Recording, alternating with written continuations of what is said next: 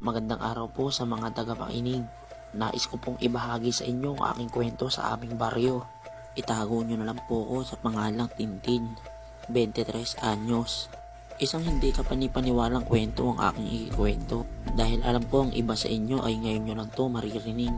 Pero may mga ilang tao dito sa Samar na nakakaalam ng aking kwento. Patungkol ito sa isang tao, ngunit ang ulo ay isang baboy. Tara at umpisahan na natin. Isang araw ay inutusan kami ng aking kapatid na mangahoy sa gubat upang gamiting panggatong sa aming bahay sapagkat malapit kami sa kabundukan kaya kahoy ang aming ginagamit sa pagluluto. Mga bandang hapon na nang lumakad kami at agad naman kaming sumunod ng aking nakakatandang kapatid na si Joffrey. Si Kuya Joffrey ay talagang masipag sa amin at ang mga panahon na yon ay tinuturuan niya ako ng iba pang mga gawaing bahay. Kasama na rito ang pangangahoy sa kagubatan. Nung nagumpisa kaming mangahoy ay tila matumal ang aming mga nakukuha sapagkat may mga nauna nang kumuha doon. Kaya naman mas pinili namin pumunta pa sa mas masukal na lugar dahil doon ay kaunti lang ang pumupunta.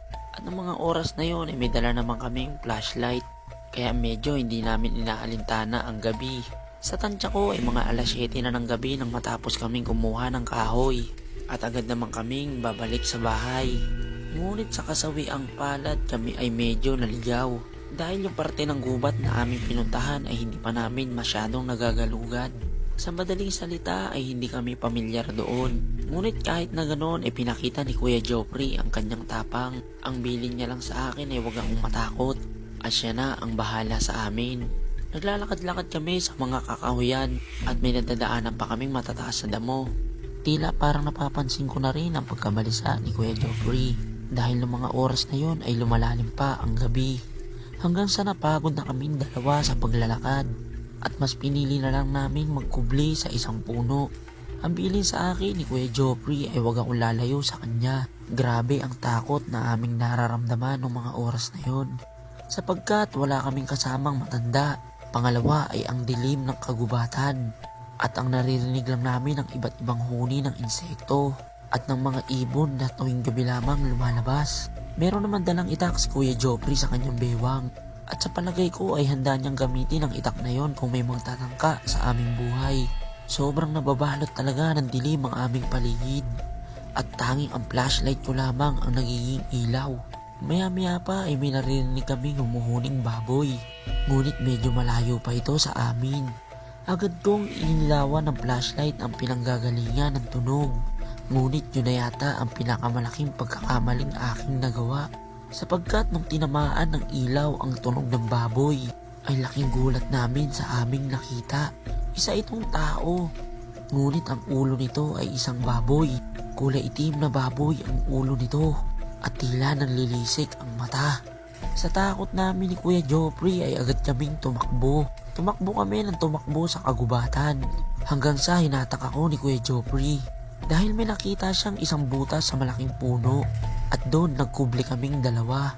Agad pinapatay ni Kuya Joffrey ang hawak kong flashlight at sabay bumulong sa akin. Ang sabi niya sa akin, huwag daw akong mag-iingay at dahil iba daw nila lang ang aming nakita. Ito daw ang usap-usapan sa aming bayan. Ang tao na ang ulo ay baboy. Hindi daw matalas ang pang-amoy nito. Ngunit malakas naman daw ang pandama. At ayon sa mga taga-nayon ay mahilig itong kumain ng atay ng tao. At kadalasan ng mga biktima nito ay winawakwak ang tiyan. At kinakain niya ang atay. Tandang-tanda ako pa noon na halos muntik na kaming makita ng baboy. Dahil ang ungol nito ay halos malapit na lang sa puno. Doon na lang kami na malagi ng aking kapatid na si Joffrey. Hanggang sa sumapit ang umaga. Nang nag-umaga na ay agad kami lumabas sa puno. At tinignan namin ang paligid at laking gulat namin. Halos 3 kanto na lang pala ang layo namin sa aming bayan at tila kaunting takbo na lang ay aabot na kami doon. Ngunit isang bagay lang ang nasambit ni Kuya Joffrey. Ayon sa kanya, kung nagpatuloy pa kaming tumakbo ay sa palagay niya ay maaabutan kami ng baboy sapagkat nararamdaman niya daw na ang bilis nito ay hindi normal. At bilang patunay ay pinakita niya ang mga halaman sa aming paligid.